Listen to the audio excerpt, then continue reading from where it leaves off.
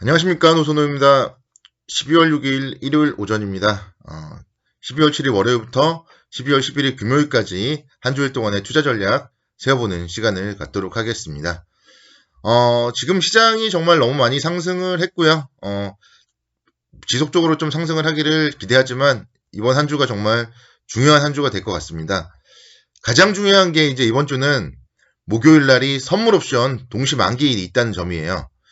그러니까 여러분들께 제가 선물옵션 동시만기일에 대해서 잠깐만 설명을 드리자면, 선물옵션 동시만기일은 3달에 한 번씩 와요. 3월, 6월, 9월, 12월 이렇게 3달에 한 번씩 오고, 두 번째 목요일입니다. 그리고 이제 다른 달에는 옵션 만기일이에요. 그래서 이제 3, 6, 9, 12월에는 선물옵션 동시만기일이고, 그 이름은 이제 속칭 내 마녀의 날이다 이렇게 불리고 있습니다. 그러니까 마녀의 날이라는 이름 자체를 생각을 해봐도 썩 좋은 날은 아니다. 그렇게 이제 생각을 할 수 있겠죠.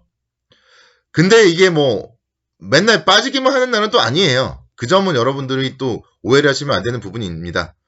선물옵션 동시만기일은 기관과 외국인 투자자들이 치열하게 머리싸움을 하는 날이에요. 그러다 보니까 사실 목요일 날 장중에도 포지션이 막 바뀌고요. 그래서 예측을 하거나 이런 거는 상당히 어려움이 있습니다. 특히 이제 제 방송을 들으시는 분들은 선물 옵션을 하는 게 아니라 주식을 하시는 분들이잖아요. 현물을 하시는 분들, 주식을 하시는 분들이라면 그날은 사실 어떻게 될지 모른다. 좀 그렇게 이제 생각을 하셔야 되는 날이고, 그렇기 때문에 지금처럼 조금 이제 많이 상승을 했을 때는 오히려 또 이익 실현을 할 수 있다. 그러면은 뭐 일부 이익 실현을 해서 일부 현금화를 좀 한 상태에서 목요일을 지켜보시면 상당히 좋을 것 같습니다.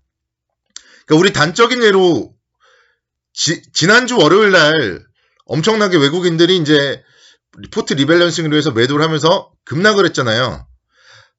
이번 목요일 날 또 그런 흐름이 나올 수도 있어요. 그렇기 때문에 그런 흐름이 나왔을 경우에는 저점에서 매수 관점으로 접근을 해야 되는 것이고, 그러기 위해서라도 일정 부분의 좀 현금, 20%에서 30%의 현금은 이번 주에 좀 마련을 해야 된다. 그렇게 말씀을 드리겠습니다.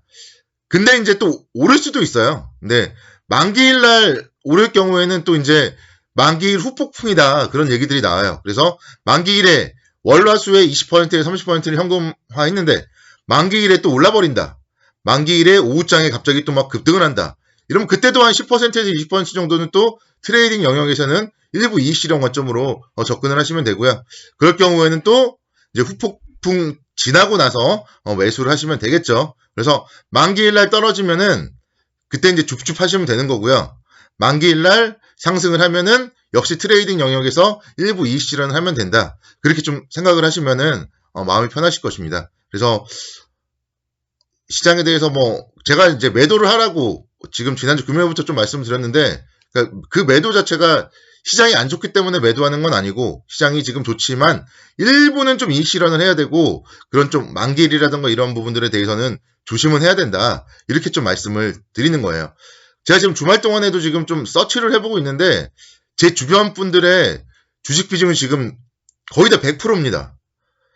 그래서 이제 말씀을 드리는 거고, 그러니까 항상 주식은 비중이 100%를 가져가서는 안 돼요. 주식 비중이 아무리 좋은 강세장이어도 70%, 80%가 정상이고 20% 정도는 항상 현금화를 해서 더 좋은 종목이 있다면 또 언제든지 매수를 할 수 있어야 되고, 그렇게 또 채워놓는다면은 또 뭐 다른 종목들, 본인의 포트 중에서 이렇게 시장이 좋은데도 못 가는 종목이라던가 또는 너무 과도하게 오른 종목들은 1부터 이익 실현해서 20%에서 30% 정도는 또 현금화를 하고, 이런 식으로 포트를 운영해야 됩니다. 기본적으로 뭐 지금 이 장에서 50%에서 70% 정도는 가져가는 게 맞고요. 그렇지만 20%에서 30% 정도는 언제든지 좀 운용의 묘를 살릴 수 있어야 된다. 이런 점들. 그러니까 여러분들이 만약 여기서 내일부터 하락을 하면 정말 걱정이에요. 특히 지금 3월 19일 이후부터 상승장만 맛보신 분들, 갑자기 여기서 하락이 나오면 어떻게 대응을 할지가 정말 걱정이 되고, 그러니까 그런 분들을 위해서도 제가 지금 말씀을 드리지만, 이제는 1640포인트가 깨지지 않으면 긍정적 관점은 계속 유지해야 돼요. 지금 비중은 유지를 해야 돼요. 여기서 매도를 많이 해버리면은, 만약에 여기서 바로 3000포인트가 또 가버린다. 이럴 때는 또 문제가 될 수 있겠죠. 팔았는데 또 비싸게는 또 못 사잖아요. 대부분의 사람들이. 그렇기 때문에 바로 다 팔아버리면 문제가 됩니다. 그래서 포트의 기본 비중 50에서 70%까지는 2640포인트가 깨지지 않는다면 유지를 하면서 가져가는 게 좋다. 그렇게 말씀을 드리겠고, 그렇지만 일정 부분 한 20에서 30% 정도는 좀 현금화를 하는 게 좋다. 그렇게 좀 말씀을 드립니다. 이번 주는, 그러니까 이제 월요일 날은 중국의 11월 수출입 발표가 있어요. 그래서 중국 시장 차트를 보시면은 지난주에 수목금 조금 이제 좋지 못했거든요. 어제도 좀 잠깐 말씀드렸지만 미중 간의 갈등이 지금 중국 시장에는 악재로서 작용을 하고 있습니다. 네, 수출이 좋다면 이제 월요일 날은 상승을 해줘야 되겠죠. 그렇다면 뭐 국내 주시장도 장중에 중국 시장이 상승을 했을 때 따라갈 거고요. 근데 수출이 또 좋지 못하다면 월요일 날 시장, 우리 시장 상승 출발했다가 중국 시장과 함께 또 흘러내릴 수도 있고요. 그래서 월요일 날은 중국의 11월 수출입 잘 지켜보셔야 되고, 그리고 이제 수요일 날은 또 중국의 생산자 소비자 물가 지수가 있어요. 그래서 중국과 관련된 이런 지표들 월요일부터 수요일까지는 잘 살펴보시면서 잘 대응을 하시되, 어느 정도는 조금 현금화를 좀 하자, 그렇게 좀 말씀을 드리겠고, 또 그럼에도 불구하고 제가 조금 이따가 이제 추천주 말씀을 드릴 텐데 살 종목들은 있단 말이에요. 그래서 살 종목들은 포트에 담아 주셔야 되고, 그렇기 때문에 그런 운용의 묘를 위해서라도 일정 부분의 현금은 좀 필요하다. 여러분들께 재차 좀 강조를 드립니다.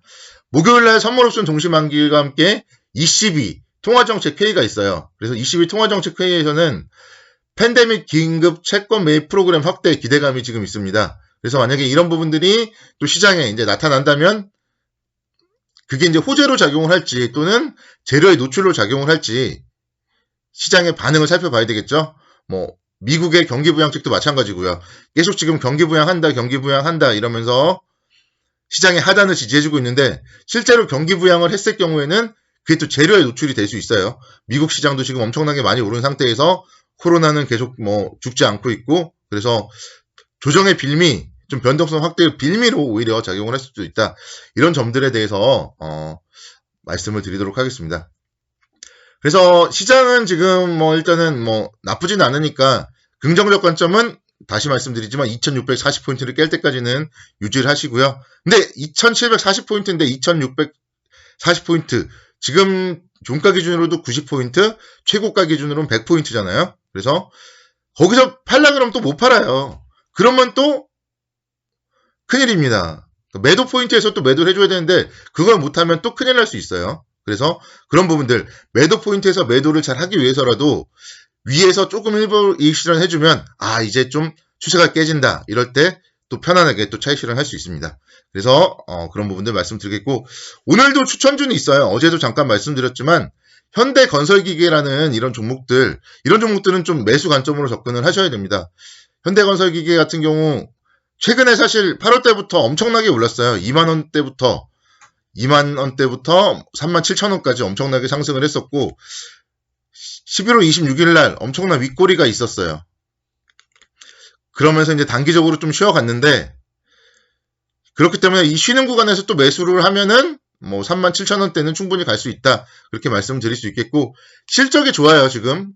글로벌 이제 경기가 좋고요. 특히 건설 경기, 국내의 주택 착공이라든가 이런 게 늘어나는 상황입니다. 내년도엔 더 늘어날 것이고, 그런 부분들에 대해서 구주택기 관련한 현대건설기계 뭐 내년도 실적 상당히 좀 기대될 것으로 전망이 되고 있고, PBR이 지금 주당순 자산가치가 7만 원이에요. 그래서 33,000원대라면 0.5배도 안 됩니다. 그래서 건설 장비 업체 중에 가장 저평가된 업체다. 그렇게 말씀드리겠고, 요즘은 이제 동종업계에서 두산인프라코어가 M&A 이슈가 있어요. 두산인프라코어가. 근데 입찰에 현대중공업 지주에서 참여를 했습니다. 현대건설기계가 현대중공업 지주에 소속되어 있거든요. 그래서 만약에 두산인프라코어를 현대중공업 그룹에서 매입을 한다면 시너지 효과가 발생을 할 거예요. 뭐 두산인프라코어도 엄청나잖아요. 부품이라던가 뭐 영업, 기술적 측면에서 시너지 효과를 기록할 수 있다. 이런 점들도 상당히 좀 긍정적입니다. 그래서 내일은 좀 현대건설기계에 주목을 해보자 말씀을 드리겠고요. 비중 조절 다시 한번 강조를 드리겠습니다. 남은 일요일도 잘 보내시기 바라겠고요. 선곡 투자를 기원합니다.